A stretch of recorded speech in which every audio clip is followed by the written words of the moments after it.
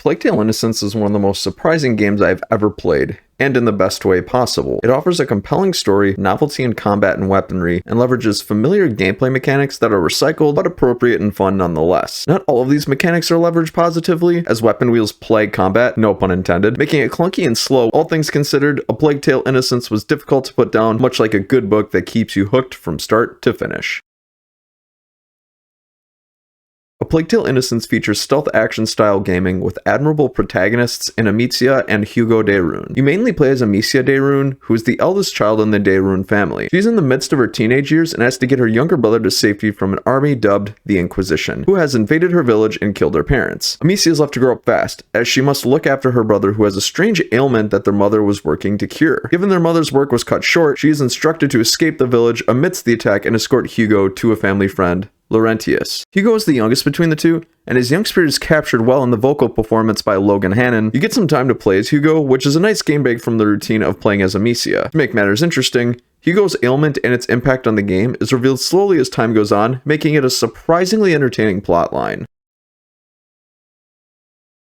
The highlight of A Plague Tale: Innocence comes in its compelling story. It's a story of two siblings who are against impossible odds and circumstances beyond their wisdom. Amicia and Hugo must escape a village occupied by an army, avoid a rat plague that's consuming a nation, and find a way to keep Hugo alive in the middle of it all with no remedy in existence. Those obstacles are enough to make any human, regardless of age, experience, or skill, crumble. With Hugo and Amicia being as young as they are, it introduces an additional element to those odds given their lack of life experience. This elevates the stakes and keeps you on the edge of your seat as you're put into their shoes and have to experience many traumatic moments with them as they grapple themes such as death, violence, loss, plagues, murder, and fear. The bulk of their experience is filled with firsts, and you get to see the shock in their lows, but the delight in their highs. They encounter unlikely friends along the way in the hopes of banding together to take down the aforementioned army and to save Hugo's life. Amicia and Hugo need help to overcome their obstacles. Along their journey, they discover others in dire circumstances of their own, and mutually beneficial relationships are formed. These friendships are endearing and add a refreshing dynamic to the game that enhances the story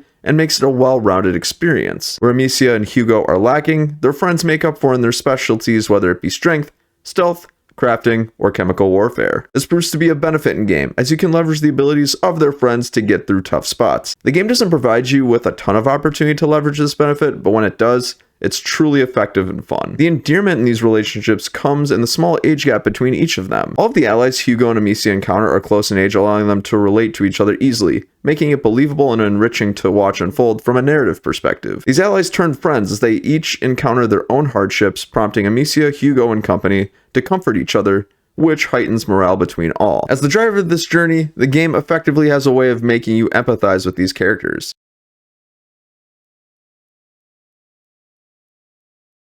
The vehicle of storytelling in A Plague Tale: Innocence is familiar, but makes for well-paced storytelling that doesn't drag on too long. The game is told through sequential chapters, each with their own unique circumstances and objectives. This linear style of storytelling keeps the game from feeling too daunting to complete by breaking it up into chunks. It doesn't take an unreasonable amount of time to finish each experience, as 21 hours was enough to play through the game in its entirety. As a caveat, I spent a considerable amount of time looking for as many crafting resources as possible, which turned out to be relatively hard to come by.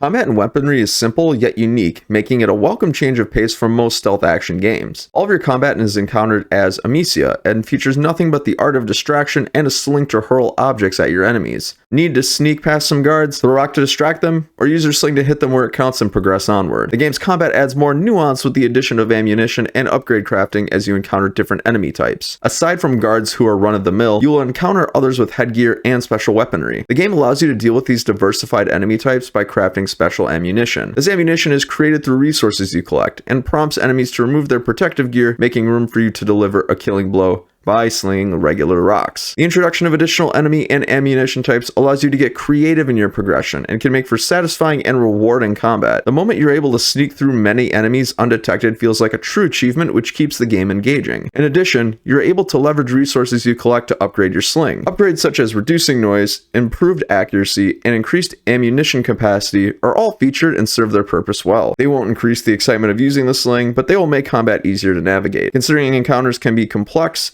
these upgrades are welcome and warranted.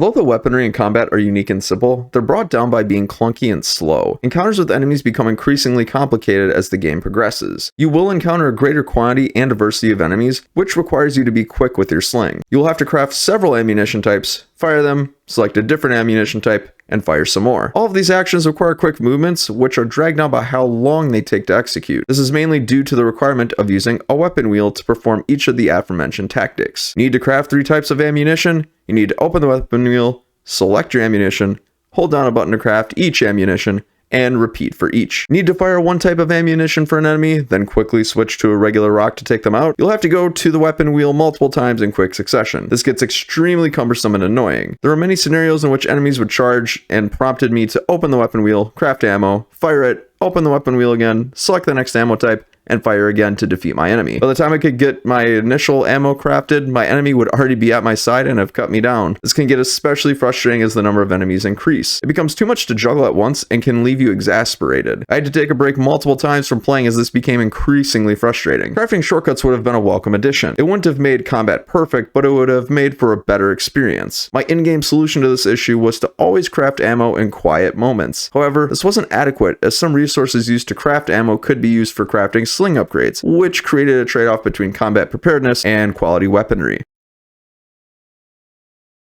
In the end, A Plague Tale: Innocence is a stellar stealth action game that is more than worthy of its 21-hour playthrough. The game is graced with a compelling, well-paced story that features bonded protagonists looking to achieve common goals. To boot, the combat, weaponry, and crafting mechanics are unique, simple, albeit clunky and slow. With the weapon wheel being the biggest impediment of gameplay, this linear story experience is something that should be treasured and played as soon as possible. This game is a 9 out of 10. It was amazing. Friends, have you played A Plague Tale: Innocence? If so, what'd you think of it? You know where the comment section is. Let me know. Thanks so much for watching another Bankrupt Hippo game review. Click right here if you'd like to see more. I've been Bryce, and until next time, have a great day.